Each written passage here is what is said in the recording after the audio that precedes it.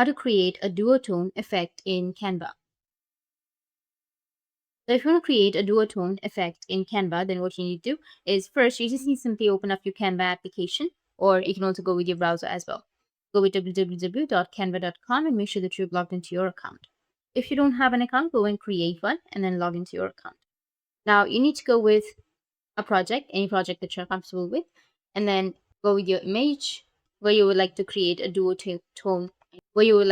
a duotone effect. Once done, you need to select the photo and then go with edit, which will be on the top left. Once you're on your edit, you need to scroll down a bit from the left side, and then you need to go with the filters section. Go with see all, which will be on the right side again, and then scroll down a bit, and you will find a dual tone option, which is right here. You can go and select the custom duotone, cherry duotone. You'll have all of the other options here as well. So select it, and that's it. You can also adjust highlights, shadows, intensity, and many more. If you found this video helpful, hit the subscribe button, and thanks for watching.